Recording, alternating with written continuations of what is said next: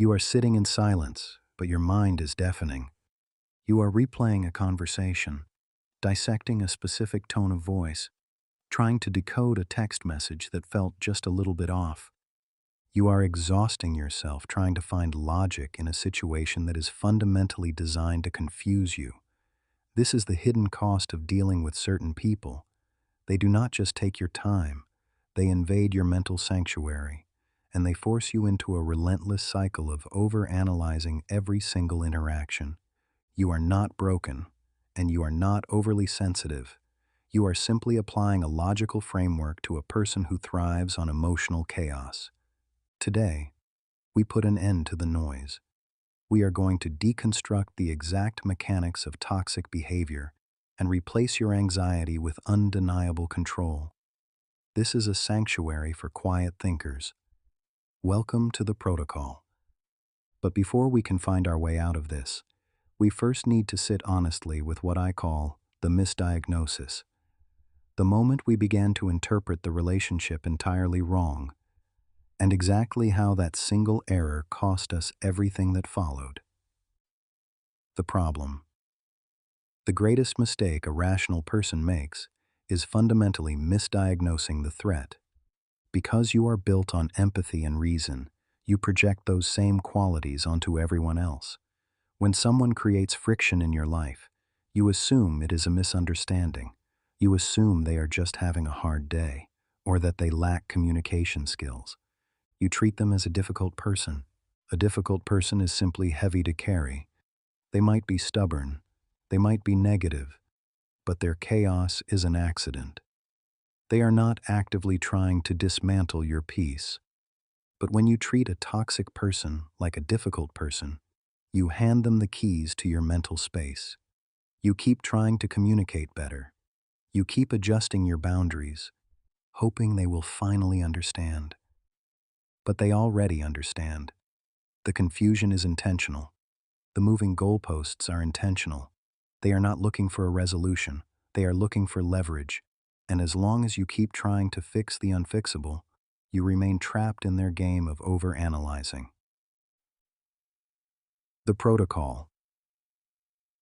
You must strip away the benefit of the doubt and look strictly at the data. Stop listening to the words they use to justify their behavior, and start watching the undeniable pattern of their actions. Do you leave interactions with them feeling drained, confused, or defensive? Does the rule set constantly change depending on their mood? If the answer is yes, the protocol requires an immediate categorization shift in your mind. You are no longer dealing with a misunderstanding. You are observing a strategy. Do not announce this realization to them. Do not explain that you have figured them out. Toxic individuals feed on that exact kind of emotional reaction. Instead, you pull the energy back inward. You stop trying to teach them how to treat you, and you start fortifying the walls of your own mind. And the reason this misdiagnosis happens so easily, so repeatedly, comes down to something I want to call the empathy deficit, a gap inside them that no amount of your love or patience was ever going to fill. The problem. Once you realize you are dealing with a toxic strategy, the mind immediately searches for a reason why.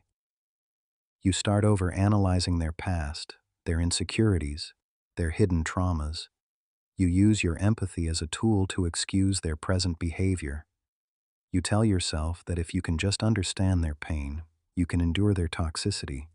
This is the empathy trap, and it is the exact mechanism that keeps highly intelligent people locked in destructive dynamics. Toxic individuals are deeply drawn to quiet, empathetic thinkers because they know you will do the heavy emotional lifting for them. They know you will invent excuses for their disrespect. They know you will absorb their chaos and process it as your own failure to be patient enough. Every minute you spend trying to psychoanalyze their motives is a minute you are completely detached from your own reality. You become a hostage to their internal world, abandoning your own. The protocol. Empathy without boundaries is self-destruction. The protocol here is emotional compartmentalization. You can acknowledge that someone is broken without allowing their brokenness to dictate your life. Their trauma, their past, and their insecurities are their responsibility to manage, not yours. When the urge to overanalyze their motives begins to rise, you must apply a hard mental stop. Ask yourself one singular question. Does understanding why they are doing this change the fact that it is harming me? The answer is always no. Your job is not to heal them. Your job is to protect the asset, and the asset is your focus, your energy, and your peace. Withdraw your emotional investment. Become a calm, unreadable surface. When they attempt to trigger a reaction, you respond with neutral, undeniable silence. Which is precisely why the thing we pursue most desperately, the thing I call the illusion of closure, is the very thing they are constitutionally and permanently incapable of ever offering us. We often stay trapped in a toxic dynamic because we believe in the myth of closure. We think that if we just find the right words, the perfect sequence of logic, they will finally see the damage they are doing. You spend your evenings over analyzing every word they said and every word you said in response. You believe it is a communication issue, but it is not. They understand you perfectly. They simply do not care. The problem is that you are treating a power struggle like a misunderstanding. You are offering empathy to someone who is only interested in control. You are waiting for them to validate your pain before you give yourself permission to heal, and that validation will never arrive. The protocol here is absolute acceptance. You must surrender the need for them to understand you. You are not their teacher, and they are not a confused student. When you stop trying to extract closure from someone who weaponizes confusion, you reclaim your energy. You must learn to give yourself the closure. You do this by observing their actions as complete sentences. When they disrespect you, that is the closure. When they dismiss your feelings, that is the closure. You no longer need an apology to move forward. Your moving forward is the only resolution you need. And once you finally release the need for their closure, you begin to understand that the only real protection available is what I want to describe as the silent boundary. The kind that does not announce itself, but holds absolutely everything in place. The word boundary has lost its true meaning. Most people think a boundary is something you explain to someone else.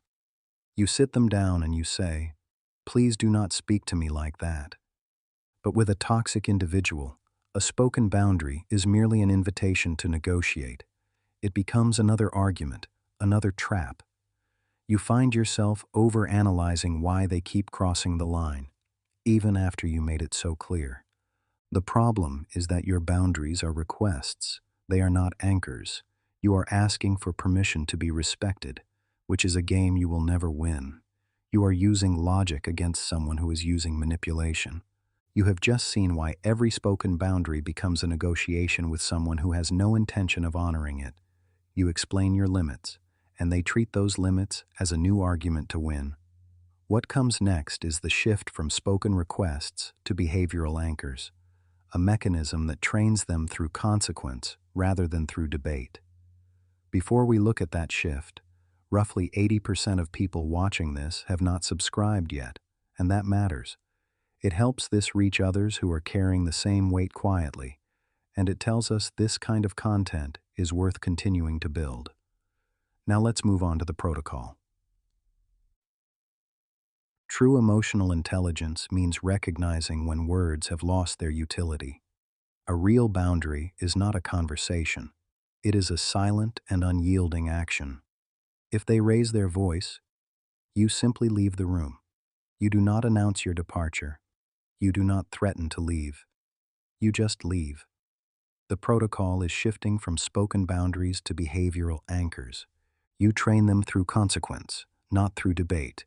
They will quickly learn that your presence requires respect, and if respect is absent, so are you. Your silence and your absence become the ultimate enforcers of your peace.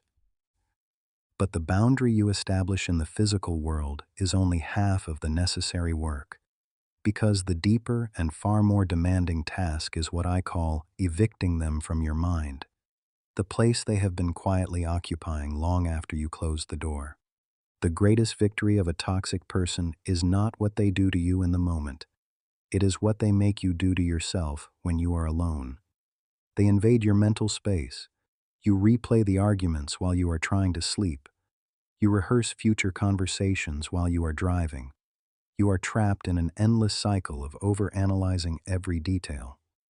This is how they drain your strength from a distance. Your physical body is in a quiet room, but your mind is still in the war zone. You are fighting ghosts, and it is exhausting. You must build an iron wall around your mental space. The protocol is the absolute refusal to host them in your mind. When you catch the overanalyzing beginning, you must interrupt it immediately. You do not follow the thought. You do not try to resolve the argument in your head. You bring your focus back to the physical world, the feeling of your breath, the texture of the chair you are sitting on. You tell yourself, they have taken enough of my time. I will not give them my thoughts.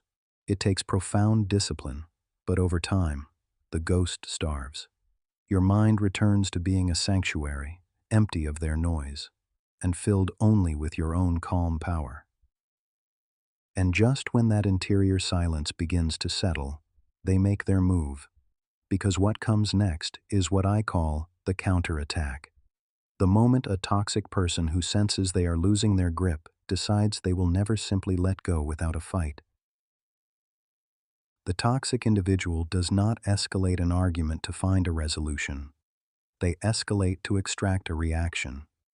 They want you to lose your composure so they can point a finger and call you the unstable one. You find yourself overanalyzing their sudden shifts in mood. You wonder what you said wrong to trigger such immediate hostility. They throw out a baseless accusation, and instantly, your heart rate spikes.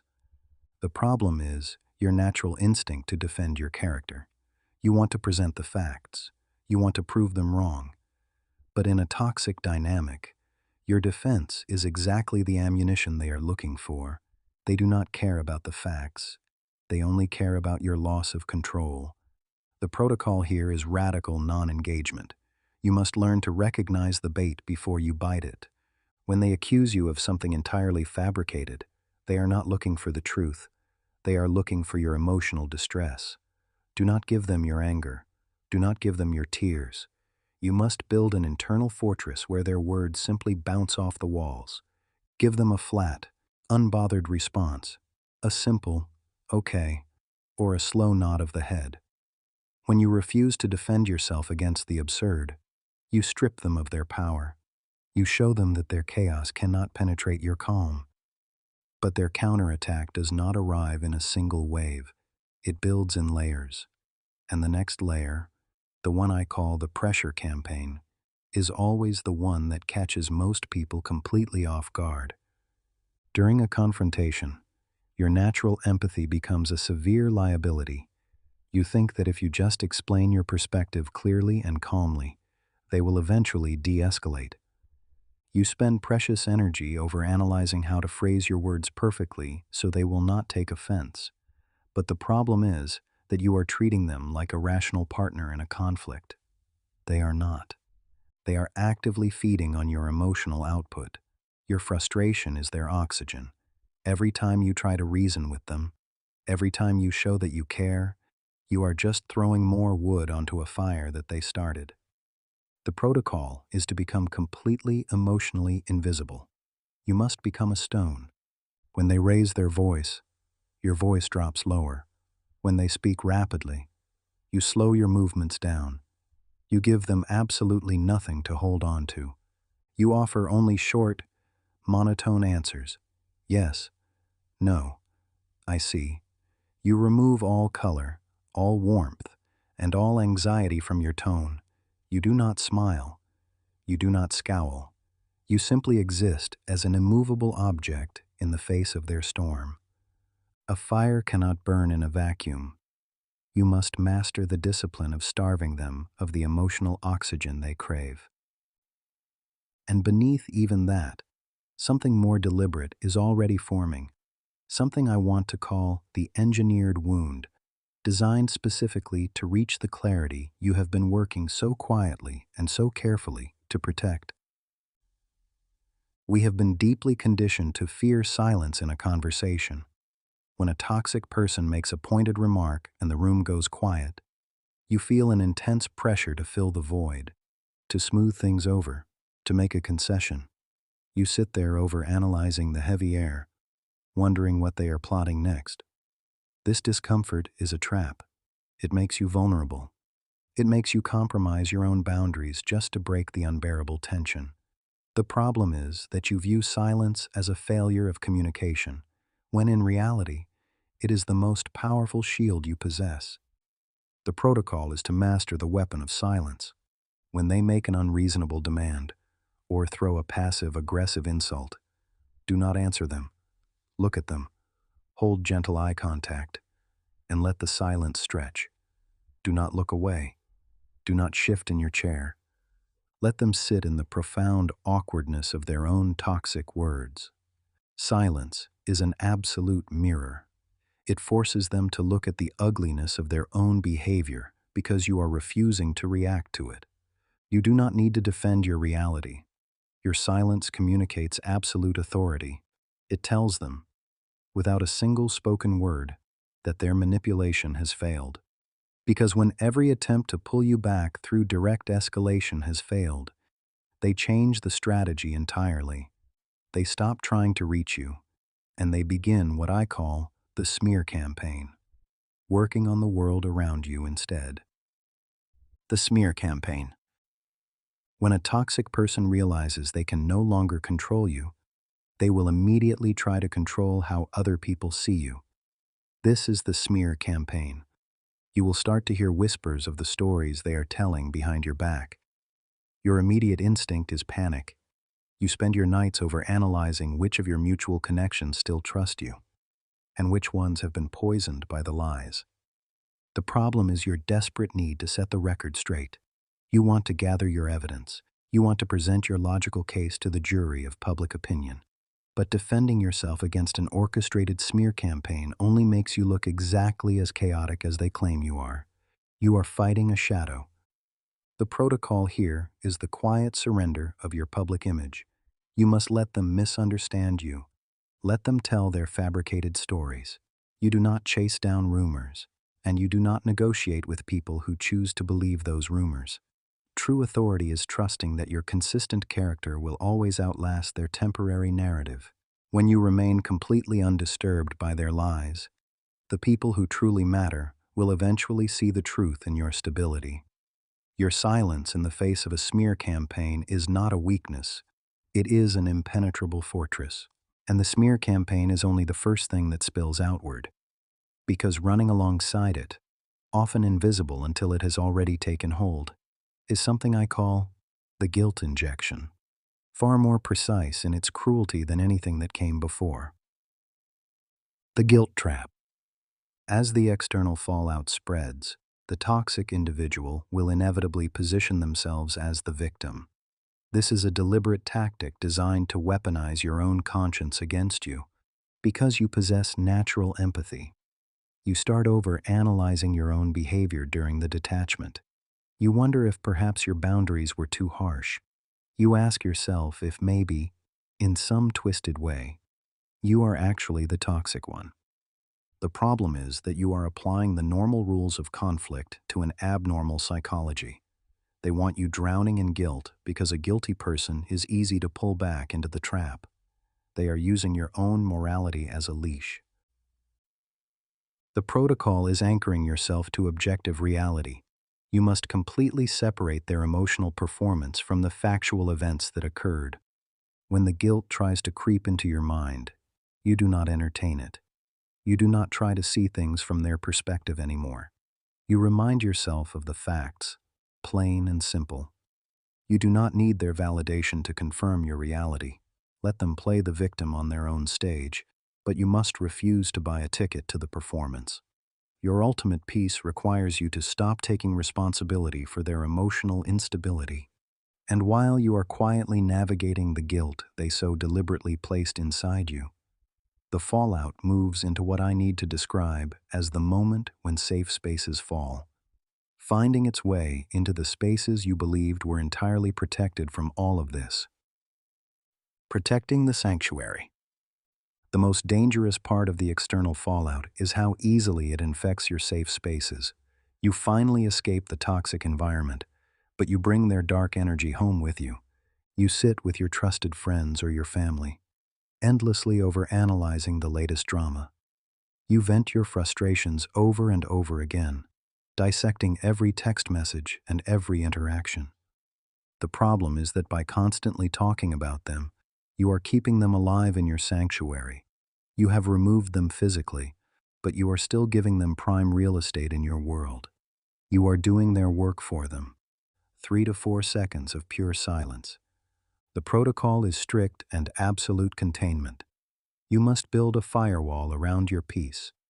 You decide on a firm limit for how long you will discuss the fallout, perhaps 5 minutes to update a trusted ally, and then the subject is permanently closed.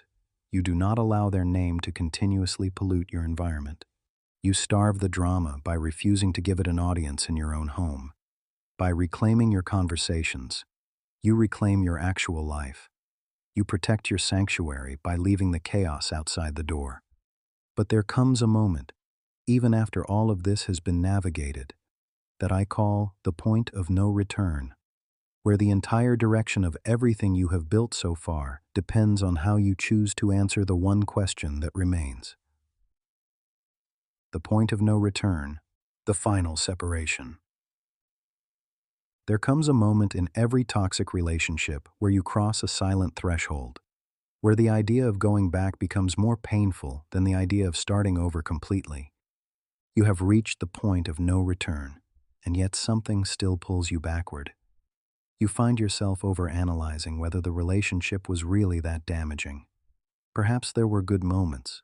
Perhaps you are remembering it wrong. Perhaps if you tried one more time, the outcome would finally be different. The problem is the gravitational pull of familiarity.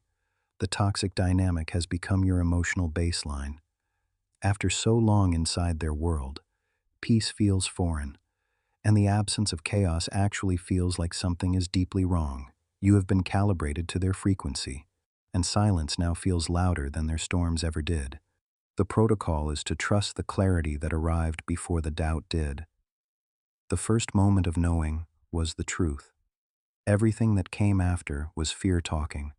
Write down the moments that broke you, not to carry them forward as wounds, but to use them as anchors when the doubt returns.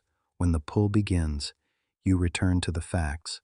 You remind yourself of what you felt on the hardest days. That feeling of being completely unseen and relentlessly diminished. That was your compass. It was pointing toward the exit for a long time. You simply needed the courage to finally follow it. And once that decision is finally made, once you have crossed that silent and irrevocable threshold, something arrives that almost nobody warns you about. Something I call grieving what was never real, and it is the most disorienting part of the entire journey. Grieving what was never real. One of the most disorienting aspects of the final separation is the grief that arrives without warning. And this grief is particularly cruel because you are not just mourning what you had, you are mourning what you believed you had. You spend hours overanalyzing the early days, the version of them that felt warm and safe and full of genuine promise. You grieve the future you had quietly built in your mind. You grieve the person they pretended to be before the mask began to slip. And you grieve the version of yourself that trusted them so completely and so freely. The problem is that this grief feels entirely illegitimate. You tell yourself you should not be mourning someone who caused you so much damage. But the grief is not for who they were. It is for who you so desperately needed them to be. And that is entirely real and entirely worthy of your tears. The protocol is to allow the grief its proper space without allowing it to become a doorway back into their world. You sit with the sadness. You do not rush it or dismiss it. You understand that mourning an illusion is one of the most profound and under-acknowledged forms of human pain. But you do not allow the grief to rewrite the history. You hold both truths at once. It hurt, and it was still wrong. You are allowed to miss the dream while knowing with absolute certainty that waking up was the only option you ever truly had. The grief will eventually pass. What you are building now will not. And even as that grief begins to move through you, even as you allow yourself to mourn the illusion for exactly what it was, the body will attempt to betray the mind. Because what comes next is what I call breaking the trauma bond. And it is the part of this that feels entirely beyond rational control. The most confusing part of leaving a toxic person is the way your mind keeps pulling you back toward them, even when every logical and rational part of you understands the damage they caused. You find yourself overanalyzing a simple message they sent, dissecting each word for hidden meaning. You feel a strange electricity when their name appears on your screen. You replay the moments of warmth and connection, even though those moments were followed by devastation every single time, without exception. This is not love. This is a trauma bond. The problem is that your nervous system has been deeply trained to find a twisted comfort in the cycle itself. The rising tension, the explosion, the brief warmth of reconciliation. Your brain has come to expect this rhythm, and without it, you experience a withdrawal that feels identical to genuine loss. The pull back toward them is chemical. It is not rational. And understanding that distinction is absolutely everything. You have just seen why the pull back toward someone who hurts you is not a character flaw. It is a biological mechanism designed to keep you attached to what is familiar even when it is destructive. What comes next is how to treat that mechanism like withdrawal, step by step, without fighting your own body. Before we look at that, if this gave you language for something you have been carrying silently, subscribe. Most people watching haven't yet, and that single act tells us this quiet work matters enough to keep building. Now let's move on to the protocol. The protocol is to treat the trauma bond exactly as you would treat any other form of powerful withdrawal. You do not negotiate with the craving. You do not take one more look at their profile. You do not respond to the carefully crafted message designed to reel you back in. You interrupt the cycle at the precise moment the craving begins, not at the moment of action. The second the pull starts, you redirect your body entirely. You stand, you move, you breathe deliberately and slowly. You reach out to a trusted person instead of reaching back toward them. Over time, the bond loses its chemical grip. The silence between the cravings grows longer, and eventually, the pull becomes a whisper instead of a roar. And as the bond slowly loses its chemical grip, as the cravings space themselves further and further apart, you find yourself standing inside what I call rebuilding in silence, a stillness you are not quite prepared to meet. After the separation, the world feels unusually and profoundly quiet, and for someone who has spent so long inside the noise of a toxic dynamic, this silence can feel deeply unsettling in ways you were not prepared for. You find yourself overanalyzing the emptiness around you. You wonder who you are without the constant conflict to define your days. You struggle to remember what you used to care about before their needs consumed every corner of your world. The silence feels less like peace and more like a vast and unfamiliar unknown. The problem is that you have confused stillness with emptiness. The quiet is not a sign that something is missing. It is the first clear signal that something toxic has finally been removed. But the nervous system does not know that yet, and so the silence feels threatening, when in reality, it is the most generous gift you have ever been given. The protocol is to resist every urge to fill the silence immediately. Do not rush toward new noise. Do not reach for distractions that simply replace one form of chaos with another quieter one. Instead, You sit inside the quiet and you begin the slow and sacred process of remembering yourself. You ask, what did I love before they arrived? What brought me genuine and effortless energy before I was consumed by managing their emotional instability? You follow the faintest signal of that answer, no matter how small or distant it feels. You rebuild in silence, because silence is precisely where your real self has been waiting patiently all along. And in that silence, in the slow and patient process of remembering who you were before they arrived, something begins to form that I want to call the Unshakable Self, a version of you that no toxic person will ever again be able to reach or dismantle. At the end of this journey, there is a version of you that no toxic person will ever be able to reach again, not because you have built walls, but because you have built an unshakable and absolute clarity about who you are and what you will accept. You no longer spend your nights over analyzing their behavior, because you understand it completely and it no longer interests you. You no longer argue with their version of reality, because you have absolute confidence in your own. You no longer seek their validation, because you have learned to generate your own sense of worth entirely from the inside out. The problem was never that you were too sensitive, or too trusting, or too much. The problem was that you were too good for what you were accepting. And somewhere in the quiet aftermath of everything you have endured, you finally began to understand that with complete and irreversible certainty.